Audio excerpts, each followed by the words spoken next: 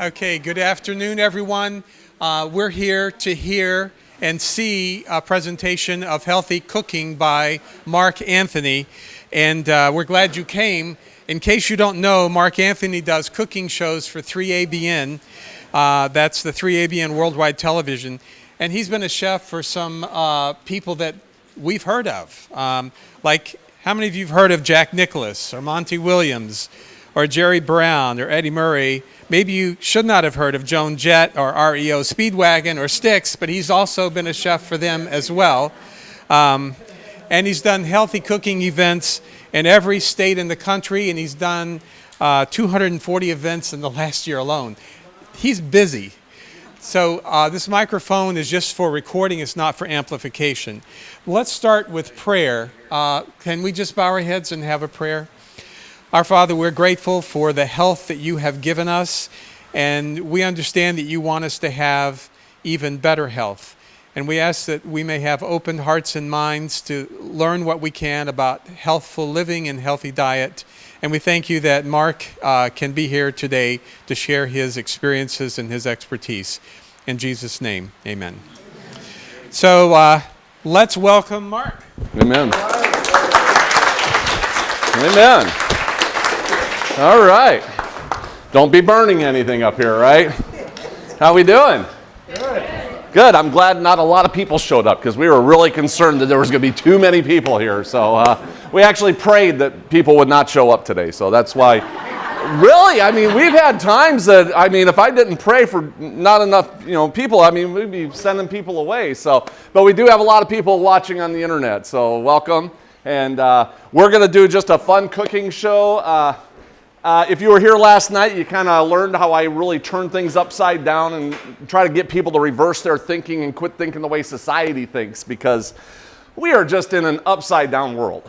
I mean, this world is so messed up, and especially when it comes to health and things like that. So, in fact, I'm going to get some cooking going. I think better when I'm cooking, and I've got to do a little juggling here. I'm in a pretty tight location, but I got to get some cooking going here. So, now, the biggest problem we have in society today is probably cholesterol. That's the number one problem that we have in society. And so I'm going to talk a little bit about getting off cholesterol, and then I might talk about some sugar, oil, and salt. If I have time, I'll get into some of the chemicals and GMOs and things like that too. Yeah, it's such an upside down world. We went to one of these Raw stores. Do you have Raw stores around here? It's like a department store, discount department store. And they actually had a framed poster in there. Almost bought the thing. It said, "Never trust a skinny chef." And I thought, shouldn't this say never trust a fat chef? I mean, I don't know where, I was traveling, so I didn't get it, but I got to find one for my kitchen. Yeah, this is how weird the world is, and, but yeah, one thing's for certain though, just to let you know, excess weight. I couldn't have said that 75 pounds ago for sure. I've already lost about 80 pounds now, 75, 80 pounds by going on a vegan, vegetarian, plant-strong lifestyle. I do want to point out, though, that excess weight comes from excess sugars, excess fats, and excess calories, okay? That's where you get the excess weight.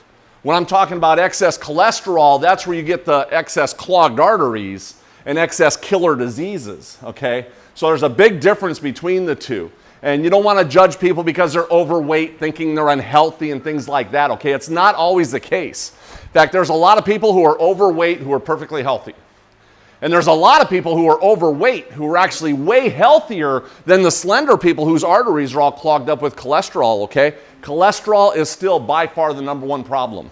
And yeah, so don't want to judge people that way. And anyway, if you want to lose a quick 20 pounds, you want to lose a quick 25 pounds? Just wear black. I mean, I do things the easy way. Yeah.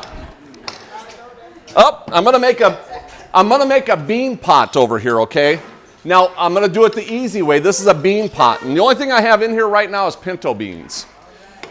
And the easy way to make a bean pot, we're gonna add some carrots and peppers and onions. Lots of onions in here. Carrots, peppers, and onions.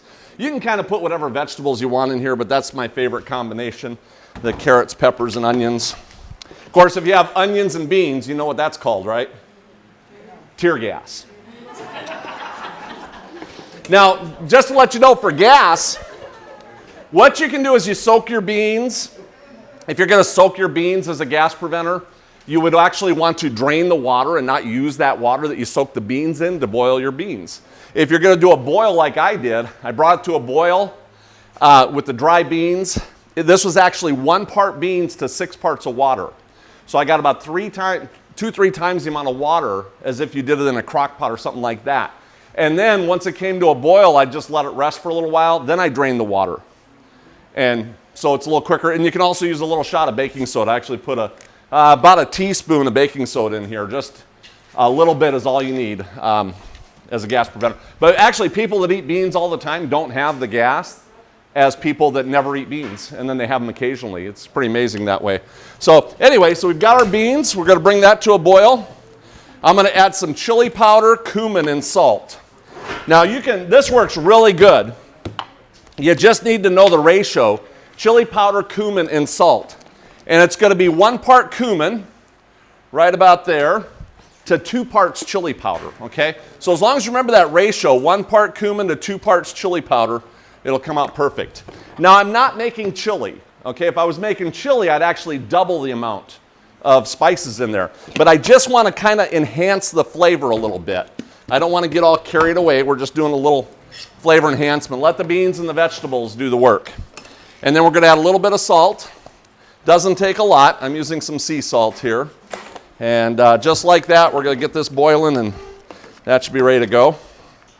Now, right here, we're actually going to make some bulgur wheat. Has anybody used bulgur wheat before? B-U-L-G-E-R, bulgur wheat. This is bulgur wheat. Basically what it is, it's cracked parboiled wheat. And so it's just cracked parboiled, and so it's really faster and easier to cook. And so it's not a big processed item. And all it takes is 1 part of the bulgur wheat to 2 1/4 parts of water. So as long as you remember that ratio, 1 part bulgur wheat, 2 1/4 parts of water, it'll turn out perfect every time. I do a lot of ratio stuff. And then you could add salt to it if you wanted. I'm just going to add some parsley, and we could do a lemon here. We can do a lemon real quick here. Lemon is a good substitute for salt, and so that works really good. That works good for a salt substitute. Gives it that little zippy flavor that you're looking for. Just like that. Okay. Now we're going to bring this to a boil, and then once it comes to a boil, I'm going to set it aside, let it rest for 45 minutes, and it's done. So it's that easy, and you don't have to do a bunch of cooking. Okay. Oh, okay, we got that much done. I'm ahead of the game here already. I should have a trash can up here, but I'll just use that. Just to let you know a little bit about myself, you heard a little bit yesterday, but from Las Vegas, Nevada, I was an executive chef for years over there, catering for all these celebrities. And at the age of 24 years old, I was the youngest executive chef ever of a casino in Las Vegas, catering for big events. My biggest event was 30,000 people for one event. My biggest series was 1.2 million plates of food in 9 days. This right here, this would be the size of my dishwashing team. Yeah, for one shift. And it'd have to be a graveyard. I'll take that right over here in the corner. Yeah, appreciate it. And that'd have to be for one shift, a graveyard shift. But that's the kind of volume we did, just big volume things. Started working for the federal school lunch program. I was with juvenile detention in a school. I had 2 properties. And with the federal school lunch program, not one single time did we ever get fresh fruits and vegetables. Mostly what we got was bags of eggs and blocks of cheese. Boxes of meats, pre-made stuff, pre-made grilled cheese sandwiches and pre-made cholesterol chili dogs, you know, with the cholesterol and cheese and everything. Cheeseburgers, everything loaded with cholesterol. And we were forced to feed this to the kids. And let me tell you, it hasn't changed much over the years. I do like what Michelle Obama was doing with the federal school lunch program. She went in there and really rattled some people around quite a bit there. I actually need a little more of that. But wait, I haven't been here for a while. Let me see. I've got some new news here, though, for you. This is going to blow you away. Where's my new news here? You got to hear this. Where's it at? Was that it? No. New news. It's under new news. Duh. Here. This is it. This is from the New York Times. Congress has officially declared pizza as being a vegetable on the federal school lunch program. Yeah, it's got tomato sauce. So they officially declared it as being a vegetable. And lobbyists spent $5.6 million buying off Congress to make sure pizza was a vegetable. We went up to Michigan. We were up in Michigan not too long ago doing a healthy cooking show at a middle school. And kids were out of school and everything, but I did a YouTube. I got it on my YouTube channel and zoomed in. They have milk posters, expensive milk posters everywhere. And on the menu, they have pizza as an alternative meal every single day of the week. So your kids can go to school, have pizza every day of the week, and they tally it up as a vegetable. That's why they can say they're giving the kids healthier foods, but it really isn't the case. And this is what's going on in the world. And so here I was, really pushing over 300 pounds, pushing 310 pounds. And I started working for the Sodexo. I don't know if any of you know who Sodexo is. Yeah? Okay. A few of you. Okay. Sodexo is the largest hospitality management team on the planet. Like 500,000 employees. I mean, they're huge. I was an executive chef for them. My job was to open up new hospitals. They'd fly me into town. I'd be there for a couple months. Hire the crew, train the managers. Whatever it took to get that hospital open was on my shoulders. And then they'd fly me off to another property. Sometimes I was doing remodels, but everything I was in charge of, retail, dietary, doctor's lounges, whatever it took to get that hospital open. And here, this is boiling already, so I can set this aside.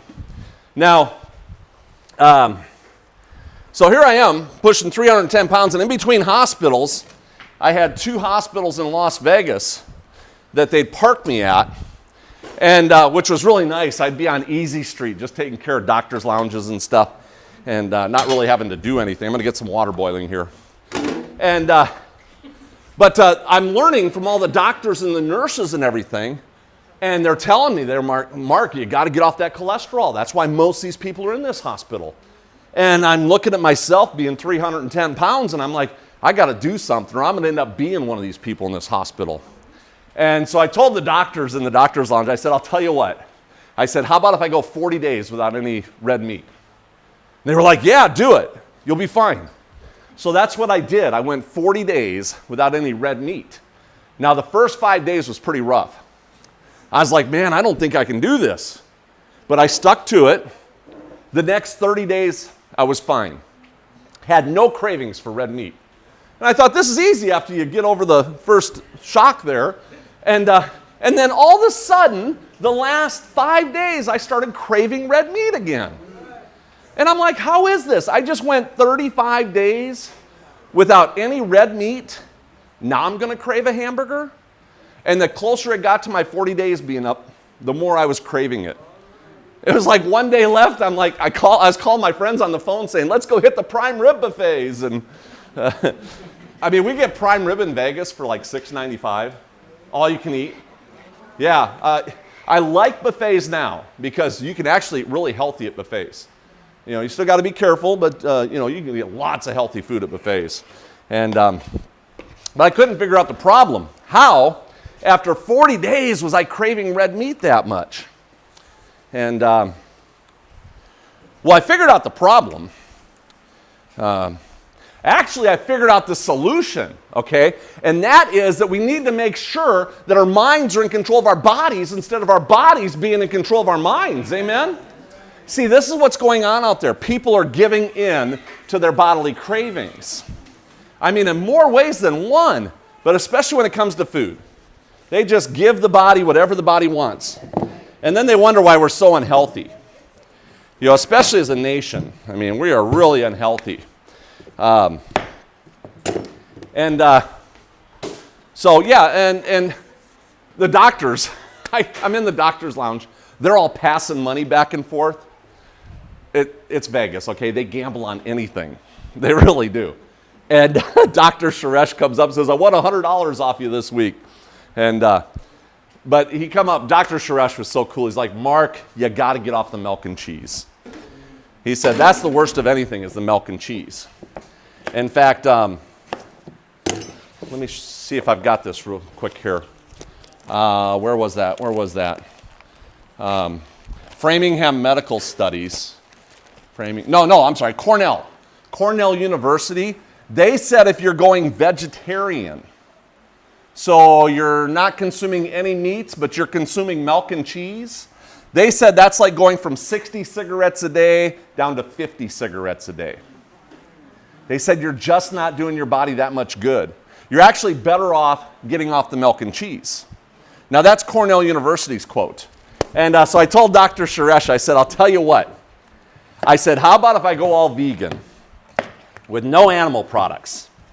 And he's like, yeah, go for it. He says, if you got any problems, you just let me know. So that's what I did. I started going all vegan.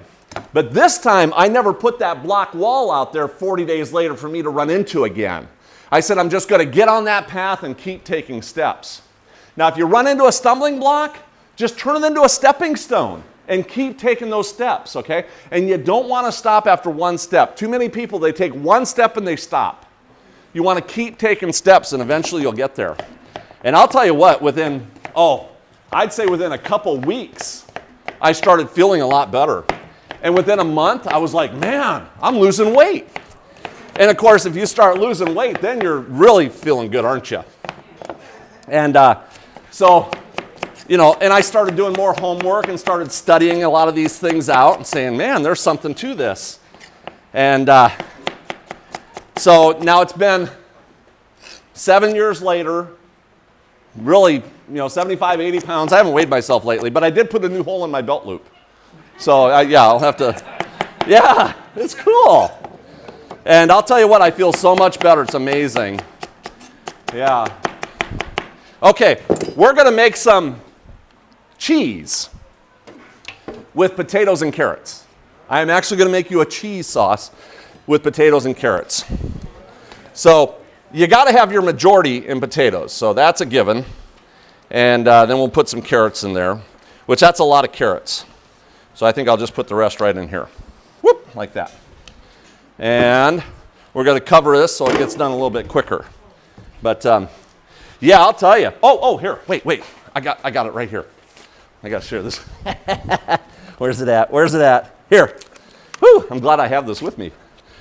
This is like my first, I've been on break, so I'm like looking around saying, what am I doing up here? But I got my blood test with me. Okay, couple years difference in between these two tests. 60 pounds difference in between these two tests. My cholesterol used to be at 263, probably well over 300. I was already getting healthy when I took this. Now it's at 118. Triglycerides were at 274. Now they're at 91. Yeah. HDL went up the way it was supposed to. LDL went down from 159 down to 59. Everything on this thing was perfect. And what else we got here? Calcium, 9.2, actually on the high side. And, the doctor come right up to me and says, you're eating a lot of salads, aren't you? I was like, yeah, every day. That's where you get your calcium. If you're eating your greens, you're not going to be low on calcium. Society has just put this out there. Oh, you're low on calcium. Everybody's low on calcium. So that you will consume more dairy products. Think about this for 1 minute here. If I had to ask you, what 3 nutrients do you consider that we're always low on? And that would be calcium, protein, and vitamin D. That would be the 3 majors, right? That society is always telling you you're low on. Calcium, protein, and vitamin D. What 3 nutrients do you get out of animal products? Calcium, protein, and vitamin D. Isn't that a coincidence? And our animal production is at the highest it's been in the history of the planet, Yet we're low on those particular 3 items? Something is not truthful about this. That's all there is to it. But anyway, my calcium was perfect. So protein, 7.0, exactly where it was supposed to be, going all vegan, no animal products whatsoever. My protein was perfect. You know, this is the amazing part. It's just, now I'm hypoglycemic and I'm ADHD and a couple other things I can't even pronounce. And what? Are you pre-diagnosing me over here already? This is without the drugs too, by the way. So, yeah. But my hypoglycemic tendencies are hardly ever happen anymore either, so going all vegan. But my glucose was at 106, actually in the high zone, going pre-diabetic, and now they're at 83, right where it's supposed to be. Yeah, everything on here was perfect. And when I'm talking about killer diseases, just to let you know the killer diseases, that's your type 2 diabetes, your cancers, your heart disease, you know, that's your killer diseases. And so everything was perfect. The only thing I was low on, check this out, and it was B12. That's the only thing my tests were low on. And it was in the right zone at 329, but it wasn't, you know, 250 to 1100. But doctor said, go ahead and take a B12 supplement, so I do that. But in fact, let me share this with you real quick. Is this cooking? Everything's on? My burners are on? Yep. This one on too? Yep. Okay. Cook. B12. Okay, here. Let me share this with you.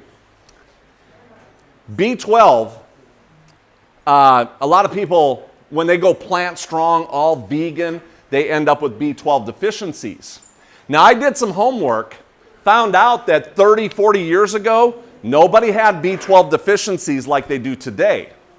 So I'm like, why is this? Started doing some homework, found out that we're washing our food too much.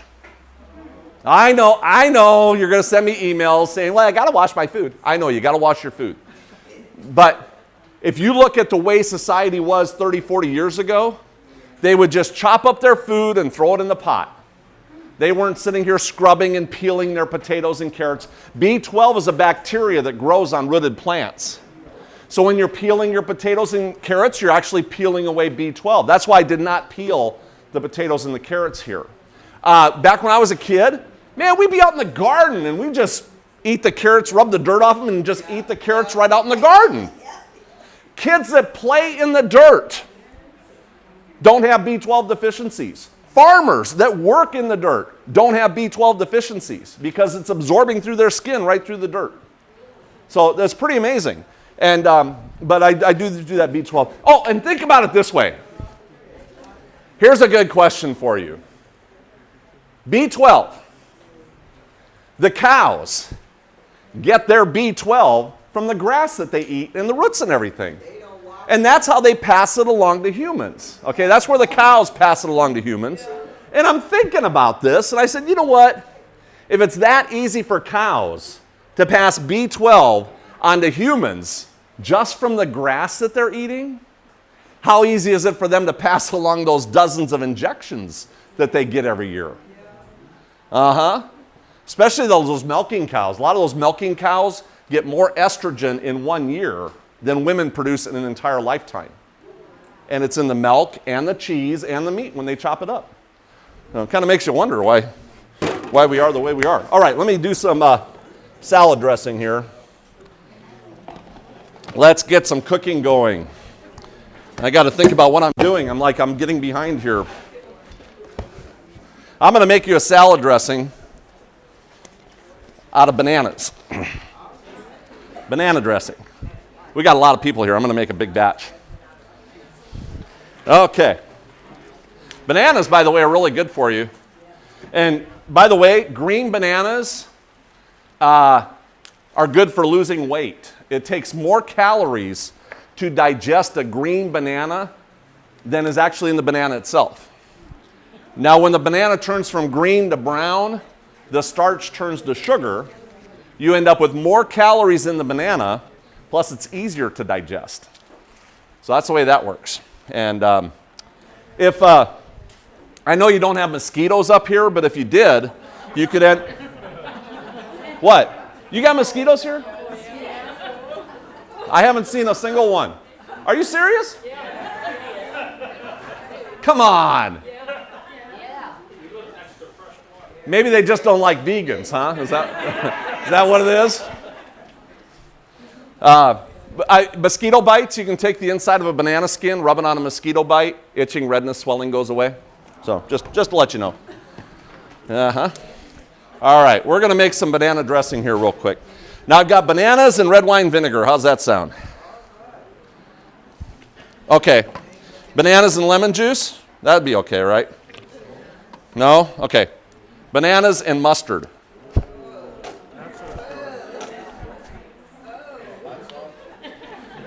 All right, a little bit of honey then, huh? Is that okay? It's okay if I do a little bit of honey? All right, just say when. All right. I'm just listening to you now. My secret ingredient, I'm going to put a little bit of cumin in here. A little bit, a lot. And then we'll hit it with some water here. And that should do it. Okay, we're going to give this baby a mix right here and see how it turns out. Let's see, where's my button? There it is.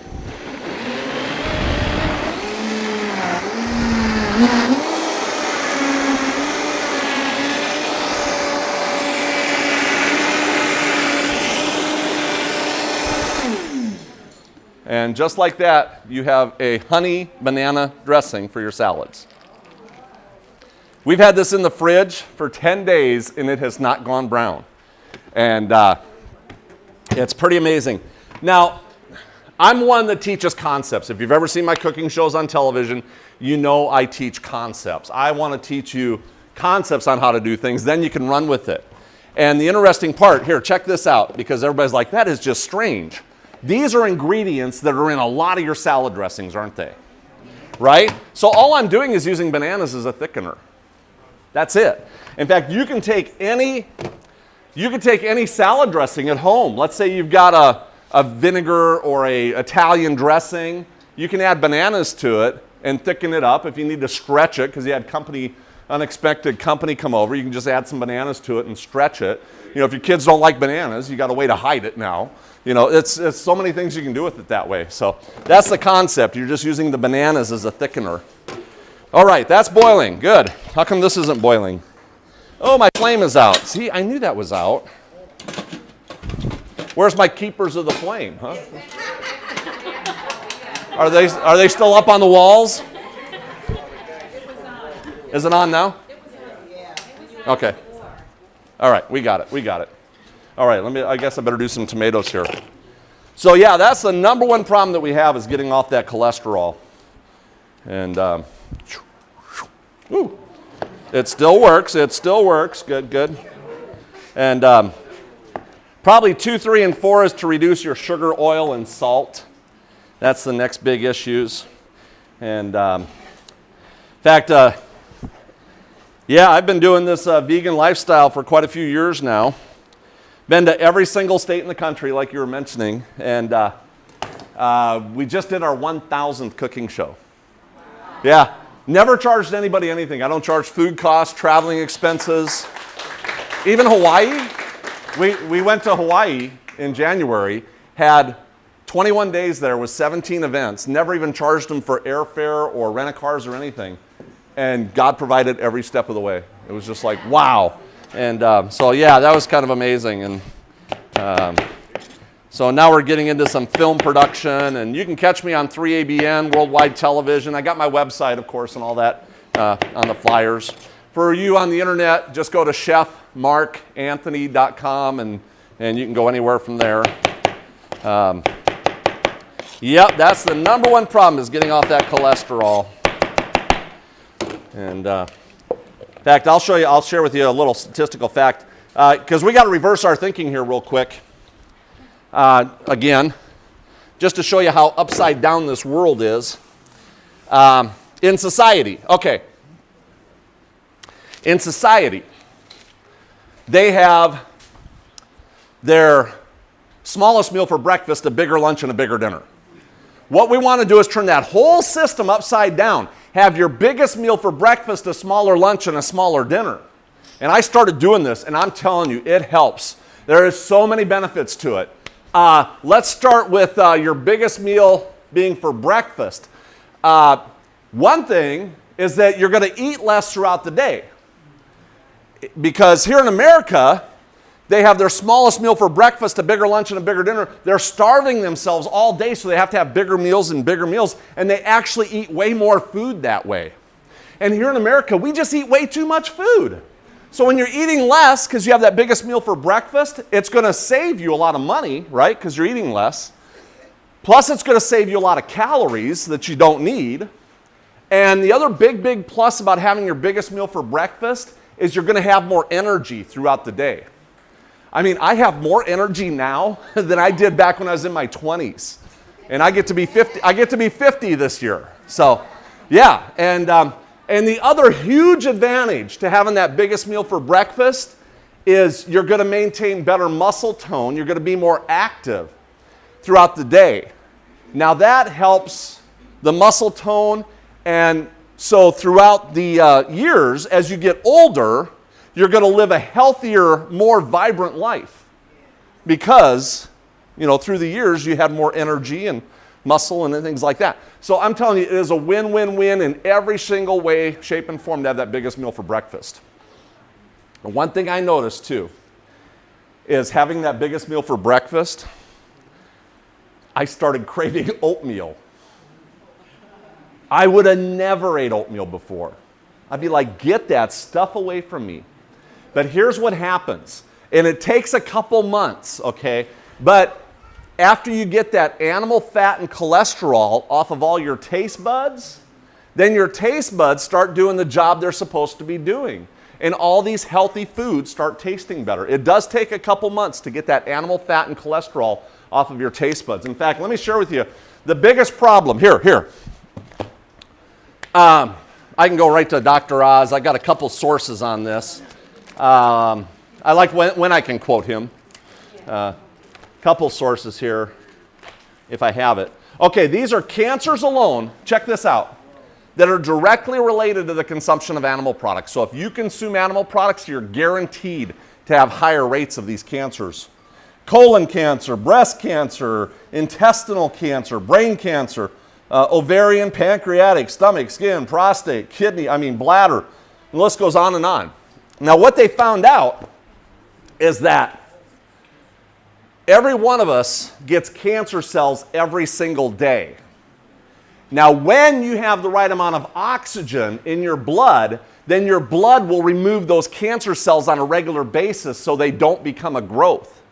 But when you coat your blood with animal fat and cholesterol, then your blood cannot get the right amount of oxygen it needs, and it cannot remove those cancer cells. So you eliminate the animal products, you start getting the right amount of oxygen in your blood, and then your entire filtering system starts doing the job it's supposed to be doing. All your internal organs start functioning the way they're supposed to be functioning.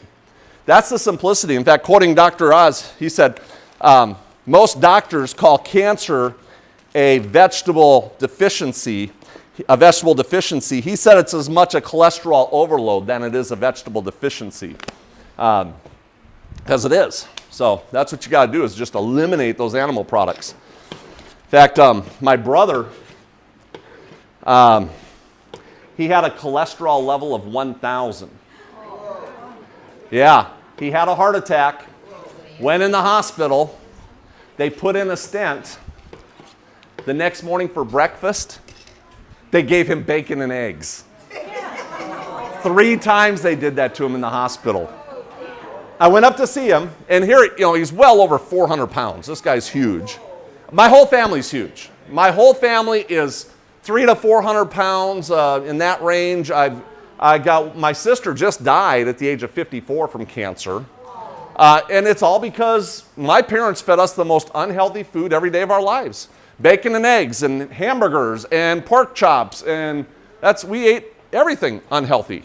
And so my brother, here he was, basically on his deathbed. I went up to see him, and I stayed with him for 3 weeks, put him on an all-vegan lifestyle for 3 weeks.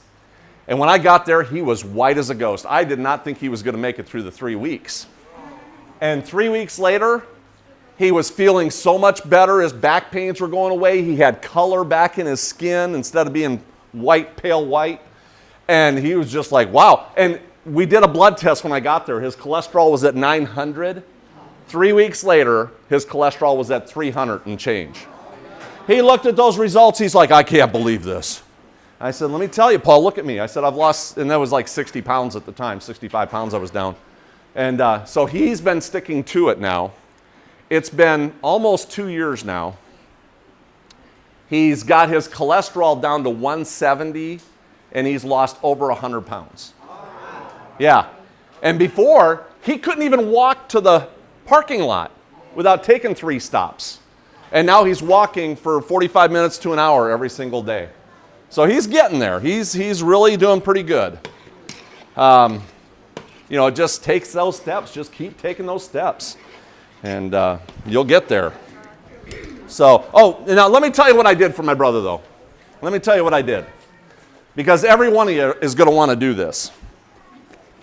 I created a full-blown oatmeal station in his house. And I have an oatmeal station at home. My dad has an oatmeal station. I set him up with one. I've got an oatmeal station out in my little trailer on the road. Now, the one at home, this is really awesome too. What you do is take 2 cupboard doors and take those cupboard doors that open up, and I got 3 shelves in my oatmeal station. On the top shelf, I've got all my oats. I've got steel cut oats and regular oats and quick oats and grits and cream of wheat, hard red winter wheat and brown rice in my oatmeal station because I do crock pots overnight with those. And then I've got some granolas up there, homemade granolas. On the next shelf, I use, I've got jars like this container here. And I'll have raisins and craisins and dried blueberries and almonds and pecans and ground flaxseed and wheat germ and hemp powder and coconut flakes and all these fun toppings that you could ever imagine. And then on the bottom shelf, I've got jars like this with spices. And I've got cinnamon and allspice and nutmeg and apple pie spice and pumpkin pie spice. And then I've got my sweeteners. I've got honey, and stevia is my favorite. Stevia is the best. And so you've got everything you could ever imagine for an oatmeal station. Now, if you want to do oatmeal real quick, take any size bowl, fill it about 3/4 full of oats. I usually use regular oats or quick oats when I'm doing this. And then you can take just take boiling hot water. Add whatever toppings you want. Take boiling hot water and just fill it up with boiling hot water. Give it a stir. Come back 5 minutes later, it's ready to eat. So there's no cooking on the stove, no microwave messes, just boom, boom, boom, and it's done. You know, we've got one of those little boiling pots, takes like 1 minute to boil water. Yeah, and it's that fast and easy. And the kids, you know, they chop up fruit, and, you know, there's so many things you can do for snacking and everything. But yeah, set yourself up an oatmeal station, and you will be so happy you did.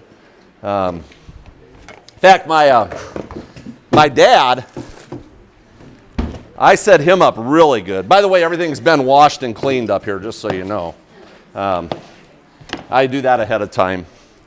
My dad, I set him up with a full-blown salad bar.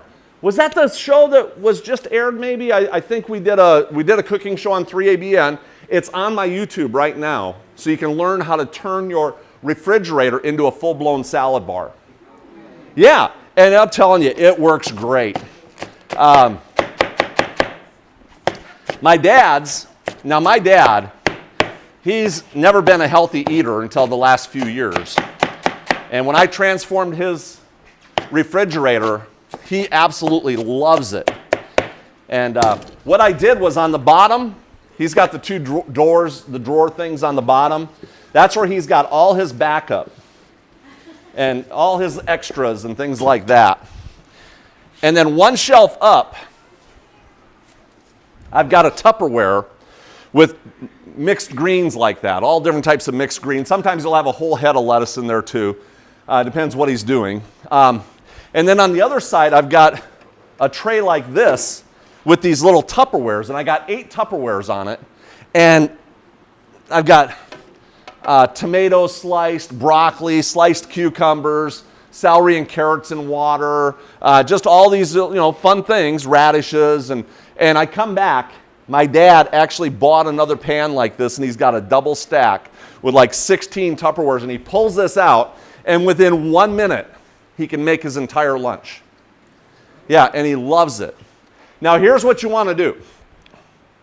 He takes that few minutes, washes all the food when it comes home from the grocery store, and then puts it in the containers and everything so it's ready to go. You want to wash your food when it comes home, okay? Why are you going to put dirty produce in a clean refrigerator? It doesn't make sense. And if you do that, your mind is going to be saying, oh, I don't want to go through the hassle of cleaning it and washing it and cutting it and doing all this stuff to it. But if you've already cleaned it, at least just cleaned it, your mind is going to be saying, ooh, fast food, I can just grab and go. I can just grab that carrot and go. So the better you have it cleaned and ready to go, your mind is going to be saying, hey, it's ready now. Because we're in a fast world. Yeah. So the faster you can understand that, and one shelf up, I got a full-blown fruit island in there. So he rotates seasonal fruits. And then I got soy milks. I got the top shelf just for leftovers and stuff coming out of the freezer and things like that. And it is such a blessing to have that type of setup in your kitchen. It really is. And, well, this is doing good. I think this is almost done, isn't it? Let's see how this is doing here real quick. These are those potatoes and carrots. The potatoes are done. Carrots got about 3 or 4 minutes left. And they're still a little bit on the firm side. And so that'll be ready. Okay. And everything else is done here. My brother Wayne, let me tell you about him. He's probably about 350 pounds. He's got a cattle farm up in Wyoming. So he's not that interested in getting healthy. I was up there last Labor Day, and all the cows, he's got this feed truck, and he goes behind this place, and all the cows come running over. And I'm jumping back. I mean, this is a cow, and he goes up and he hugs the cows and stuff. He's like, hey, little cow, how you doing? And he's petting the cows and everything. And and then he talks to them, just like family. And then he looks at them and decides which one he wants to eat. It's like, I'm like, yeah. Over the holidays, though, we all went to my dad's for the holidays. He comes up to me and he says, Mark, we've been eating veggie burgers for the last few weeks. And I thought, cool. Maybe he saw me lose 75 pounds, and then he sees my brother lose 100. And I thought maybe my other brother was going to catch on. He's eating veggie burgers. And then he said, my other cow, I named him Black Bean. Said, next month we're having black bean burgers. Black bean steaks. I was like, no, you can't do that. But yeah, the cholesterol is the problem. You get off that cholesterol and your whole body starts functioning the way it's supposed to. Now, one thing I did too, here, I started reading labels. And I used to eat a lot of potato chips till about maybe 5 years ago. Because I'm reading the fine print. When I first started reading labels, I just looked for that 0% cholesterol. As long as it said 0% cholesterol, I was like, cool, I'll eat it. But now I read the fine print. And because look at the potato chips, sour cream and cheddar potato chips. It'll say 0% cholesterol, but down below it says made with milk and whey and cheddar and all these animal products. So I finally said, you know what, I'm not going to eat any of this. And so I actually started buying raisins. And I get raisins and craisins and dried blueberries and almonds and pecans. And that's what I do for snacking nowadays.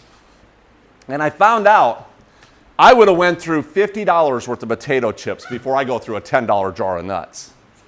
So it does save me money. I'm not a big snacker anyway, but it saves me money and I'm snacking a little healthier.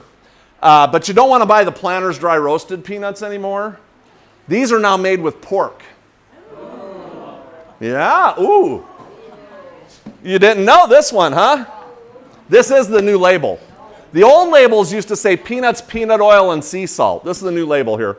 Peanuts, sea salt, sugar, MSG gelatin, which is your pork gelatin, if it says K gelatin, okay, K gelatin means it's kosher gelatin. It'll be made with beef bones or seaweed or something like that, which the seaweed is actually really good. That's really good for the thyroids and everything. But look at this. It's still got about 10 more ingredients here. The front of the label still says, made with pure sea salt. Even though there's 15 ingredients in there, it says made with pure sea salt. So that's what it said. I mean, you know, let's see. This one here, this is why you want to read labels, okay? Hormel chili, 98% fat-free. See, they're going to put whatever selling tactic they can on the front label, but on the back, it's actually 27% cholesterol, 51% sodium, plus there's 2 portions in a can. So you want to look at portion sizes. A lot of times they're going to manipulate the portion sizes to make the numbers work better, especially when it comes to those healthy power drinks, those Ensures and different things. You know, sometimes a portion is like 2 ounces, and you'll have 10 portions in a little container. So you want to look at portion sizes. Those are real important. And I love this too. This is Hormel chili, and on the front label, it's actually a picture of a salad. I mean, they really want to make this look healthy, so they make a salad for the front label. Jif with omega-3. People are like, let me get the healthy Jif with omega-3. This one, it's actually made with anchovies and sardines.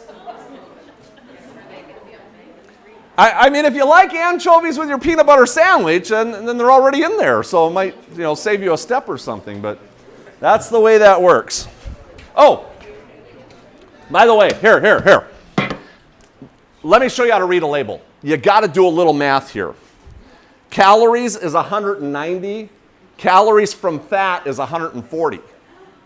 So this is 75% calories from fat. This is 70% calories from fat. That's why they say just have a spoonful or a handful, not one of my handfuls, just a little handful. And because these are weight gainers. You know, if you're eating this stuff every day, you're not going to lose weight. These are weight gainers. So you want to kind of reduce the calories from fat. Okay, that's a big thing. Just reduce that calories from fat and you'll be a lot better off. So, okay. Ooh, I think that's about done. Ooh, that's hot. And yeah, the calories from fat is what gets you. Okay, let me grab my ingredients here. And we're going to make some cheese sauce real quick for you. Yeah. Okay. Got our potatoes and carrots here, which have been boiling for, I don't know, maybe 25 minutes or so. And you definitely have to have the majority in potatoes because that's your starch. That's your weight gain. Not really. There's a book you want to read out there called The Starch Solution by Dr. McDougall, I think it is. And he talks about how if you eat more starches, it will actually help you lose weight. So it's really cool. It's like the opposite of what a lot of these people are trying to tell you out there. And we're going to put some water in here, some of this broth, veggie broth, about like that should do. And I'll just set this aside for right now. And we are going to get some blending here. Now, added to this, we're going to do some onion powder and some garlic. And you can tell I'm just eyeballing this. If you'll notice too, a lot of my recipes, they're just very forgiving. You know, you don't have to be exact and they still turn out great. Because I'm a production chef, I'm a volume chef. I'm used to being in kitchens where we've got soup pots that are this big and it takes 4 people to lift them up. You know, so, yeah. This is McKay's chicken style seasoning. There's also Butler has a really good one that they just came out with. There's another one called Better Than Bouillon at Whole Foods that's more of a paste, and you can just put some of that in there. And I'll put a little bit of oil in here. I'm not going to do a lot, but it'll actually give it a little glistening effect. And then we're going to give this a blend. It does take about, I don't know, 1 minute, minute and a half to blend this up. So here we go.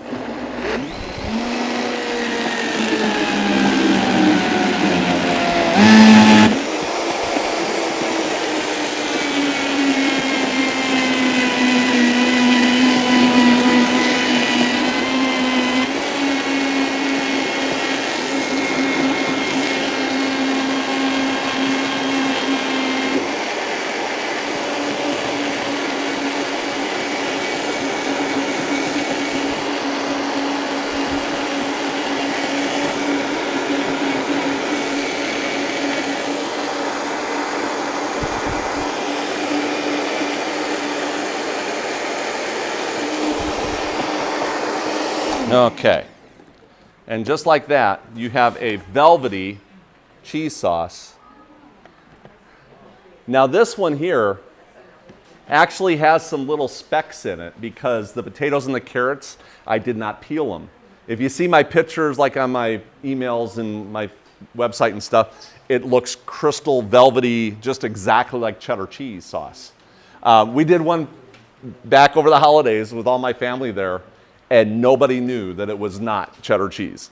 Yeah, nobody knew. But just like that. So it's really easy to do. It's good to have a high-powered blender like this. And so just like that, we've got our cheese ready to go. And just to let you know, yeah, I've got a Vitamix here. There's a couple pretty good brands of blenders out there. But now this right here, what's really cool about this too, you can use this for pretty much anything. Macaroni and cheese. Just take your macaroni, mix it in with the cheese, and you're ready to eat. If you're going to bake with it, you got to make sure that the macaroni is fully cooked, and you cook it at a hotter temperature in a shallower pan, so that way it's not sucking the moisture out of the cheese sauce. So there's a couple little tweaks you have to do if you're going to bake with this. But as far as, let's say you want to do queso dips. You can add green chilies to it. You can add salsas to it. You could do soups. If you get soup right here, you add the cheese sauce to it, boom, you got potato cheese. Broccoli, just some broccoli boiling off, you add the cheese to it, you got broccoli cheese. This is freezable. We've had it in the freezer, and you pull it out, you cook it right up, and you just whip it, and it comes right back to a cheese sauce. You refrigerate it, you bring it back out, you just heat it up, and it melts right back down into cheese again. So it's really an amazing, amazing product. But that's what it takes. In fact, oh, there's another good book you want to read called The End of Overeating by David Kessler. I think I put it on the back of the flyer here. David Kessler, he was the head of the Food and Drug Administration, okay? David Kessler, and real double doctorate genius kind of guy. And as the head of the Food and Drug Administration, he was actually busting all these people for doing illegal stuff. He found out that the manufacturers of food actually hire scientists to find out how to make their food as addictive as possible. Whatever they have to do to make that food addictive, they're going to do it. That's why they're changing all these labels. You ever start eating something and you put it away, and 1 minute later you're pulling it back out and grabbing some more? Because it's specifically designed to be addictive. That's what they do. And he said all the fast food restaurants do it. Yeah. And yeah, that's just what they do because it's an addiction. Even restaurants like TGI Fridays and can't remember the name of the other one there. I'll think of it in a minute. I want to make sure I'm just quoting the book. But they actually hire scientists to work along with the chefs to figure out how to make their food as addictive as possible. And one thing they found out is that they can, just by a combination of sugar, oil, and salt, you can make the food so addictive, it will actually trigger your endorphins to desire that product, even if all you do is see a picture of that food a month later. That's how addictive they can make the food nowadays. So we've got to understand, look for those triggers, sugar, oil, and salt. Sometimes they'll use the oil from the peanut, and of course this has sugar in it, it has salt in it to make it addictive. But this is what they do. They want to make this food so addictive Oh, I got to cut a watermelon. I almost forgot. You know, they want to make that food addictive. And so take a look at those triggers of sugar, oil, and salt, and you'll see. What would be a good example here? Let me think. Popcorn. Okay. If I did hot air popped popcorn, hot air popped with nothing on it, you'd eat like one piece and that's it. Now, if I did just a little bit of salt on it, you're still not going to eat it. If I did just olive oil on it with no salt, you're still not going to eat it. But if I did salt and oil, or I did that salted butter, oh man, you'd be grabbing that bowl, getting every little half kernel you could out of there. And of course, if we did the, is it the caramel corn or the kettle corn? Yeah. Oh, you know about that, huh? Yeah, okay.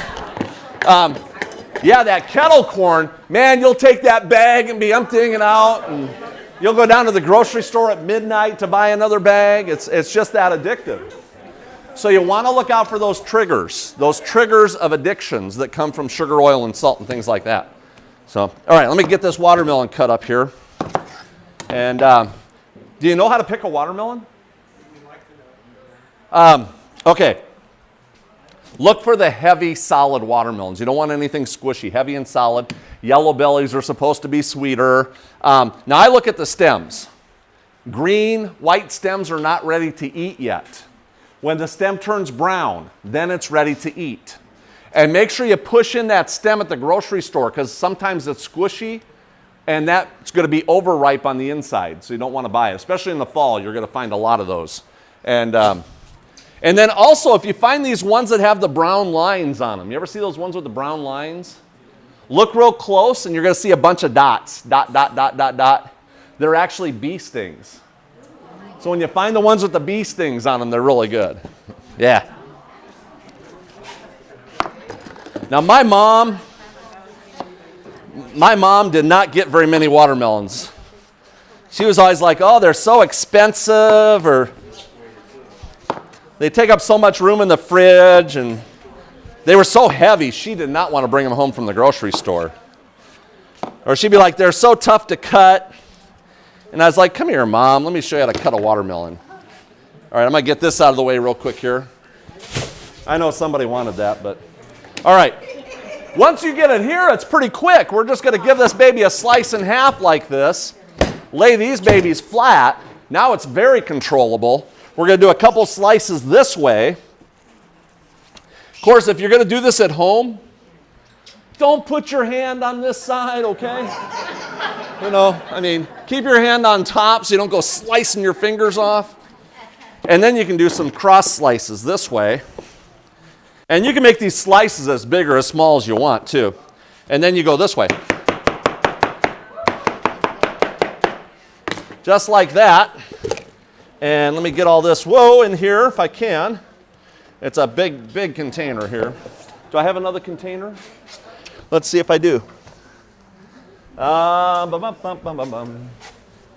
hope I do. Can we get one from our kitchen? Let's see. Can we get one from our kitchen? I had one here. I probably used it. Okay. I do it the easy way. Still, within 1 minute, you got the entire watermelon cut up, huh? How's that? Easy enough? I should have been a cook. But it's really that easy, just like that. Okay, last thing we got to work on is this soup right here. And it's been boiling. It's a little thin. I usually like to have it a little bit thicker than this. And one of my little secrets that I do is a little blending. So you can take this and just blend. And by the way, you can do this with any soup out there. If you take like 20%, thank you. If you take like 20% of your soup and just put it in a blender, give it a blend, and then put it right back in the soup, you're making your soups turn into a wow soup. You're bursting all those peppers and onions, and all that flavor is just bursting. So, and it thickens it up too. Another way you can thicken up soups like this, if you've got some of those powdered mashed potatoes, those instant mashed potatoes, add a little bit of that to it. That's a good thickening agent for bean soups and pea soups. Works real good. All right. So just like that. Thickens it up. Oh, I need that. I know what I need. I need our bulgur wheat right here. We're going to have to check out the bulgur wheat. Remember, this was resting for about 45 minutes. And let me play some musical chairs here. We'll put this here. I'm really crowded up here. Not always that way, but it is today. And I'm going to shut them all off here. Thank you. And so here's the bulgur wheat. Look, it's even steaming hot, all ready to go. You can cool it, make tabbouleh with it. There's so many different things you can do. And so if we're going to make a soup right here, all we have to do is take the soup, put it right there, and you got a nice gourmet soup. And if you're going to add some bulgur wheat to it, or you can use quinoa if you're a celiac, if you're allergic to wheat. We don't have to have the wheat here. But there you have what would be called a two-component soup, because you've got your soup and then you're putting a second component on it. It's called a two-component soup. And since it's got two components, we can actually charge $15 for it. Or add a little parsley. We'll do a three-component soup. Now you got $20 out of it. Wait. Here. Take a little bell pepper and... Now we got a three-component. We got $25 out of it. Well, I'm just showing you concepts, okay? That's what the restaurants do. Basically, you're taking a relatively inexpensive soup and putting a little wow factor on it so you can get top dollar for it. That's just what they do. So that easy, and we're pretty much done here. There's another book I wanted to read here. Let me see if I can find it. Am I done? I'm done. I think I'm done. So. Let's see here if I can find this one here. This is a really good book to read too. It's called Counsels in Diets and Foods. And I put it on the flyer, so if you want to look it up sometime. I'll just read this real quick. Cooking may be regarded as less desirable than other lines of work, but in reality, it is a science in value above all other sciences. Thus, God regards the preparation of healthful food. He places high estimate on those who do faithful service in preparing wholesome, palatable food, and the ones who understand the art of properly preparing food and who use this knowledge are worthy of higher commendations than those engaged in any other line of work. So if you're doing the cooking at home, you just got a raise. That's right. Well, think about it. If you're having your biggest meal for breakfast, you're eating less throughout the day, right? So that's going to save you money. But think about this too, okay? Breakfast, for the most part, is the least expensive meal of the day, isn't it? You go out for lunch, it's more expensive. You go out for dinner, it's way more expensive. So you might as well have your biggest consumption during the least expensive items to consume. And you're going to save a ton of money. I eat my carbs in the morning. I do my oatmeals, I do my grains, I do my breads. I do all that in the morning because it's going to burn off throughout the day too. So anyway, she continues here. This is because it is so inseparably connected with life and health that it is the most valuable of all gifts. And the reason I point this out is because what did the devil go after with Adam and Eve? Anybody know? Food, appetite, apples, diet, what? Okay, good answers. Usually I get really weird answers too. Yeah. The interesting,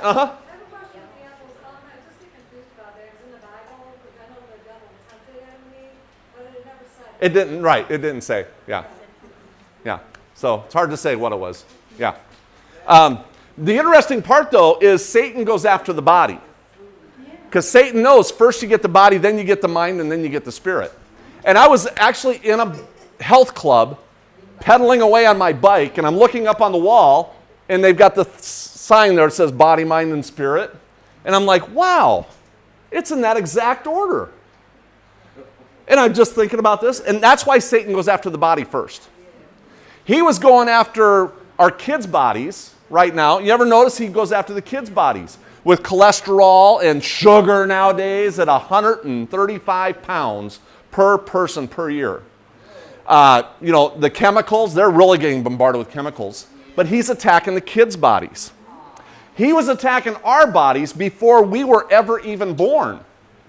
He's attacking the body because he knows the progression. So all we're doing is reversing the process. When you start getting healthier physically, you're going to start getting healthier mentally, and then you have a better connection with God. It's just the way it goes. Dr. Oz, when they were doing those studies with those 2 universities, they found out that when you go all vegan, plant strong, not only do you get that animal fat and cholesterol off of all your blood cells, you also get it off of all your brain cells. And people that go vegan, plant strong, they actually end up with higher brain activity. Yeah. And then a domino effects right into your relationship with God. So it's all connected in such a mighty way there. So anyway, we're ready to eat here. And you could look back 100 years ago. We never had the sickness and disease like we have today. 100 years ago, we were living off the land, eating those fruits and vegetables and grains. Only the rich people were eating the meats and the cheeses. We still had sickness. I mean, that's going to be with us. But numbers-wise, we had a lot healthier nation, especially when it comes to those killer diseases. And now, it's just the exact opposite. In fact, as soon as that so-called healthy pyramid came out that said eat cheese and meat and drink milk, our health went right down the tubes at the exact same time, if you look at the graphs and stuff. And then, in the 40s and 50s, when the chemicals came out on the market, we had another wave of sickness and disease. That's when all your ADHDs and ADDs started, and your autisms, and all your neurological diseases skyrocketed. Depression skyrocketed when chemicals came out on the market. If you're depressed, you get off the chemicals and the processed foods, depression goes away. Just like that. It's amazing how fast. And now our next wave of sickness and disease is going to be with the GMOs. And I don't know what's going to happen with that one. Bottom line is, we're the guinea pigs. So it's just, there's a lot of people just throwing stuff out there. You don't know what to believe nowadays on the internet. Every couple of hours, I get lightheaded. You get lightheaded? And the nutritionist told me I was low sugar, and I usually eat a little bit of peanut butter and bread, and it goes away. Yeah. And so, Yeah. It sounds like hypoglycemic. Yeah. it is. So you have to eat like 5 or 6 times a day? Right. Yeah. And I'm Yeah. also That's the way I used to be too until I started, switching my lifestyle. lightheaded right now. So we better get you some water. Can we grab her some water? Yeah. Yeah. All right. Well, we're done. So, Lord, we thank you so much for bringing us all together. What a blessing it is to be in your presence. And Lord, we just ask blessings over this meal, that you'll nourish us and strengthen us and keep us healthy and one step at a time, drawing closer to you with every bite we take. So we just thank you so much in Jesus' name. Amen.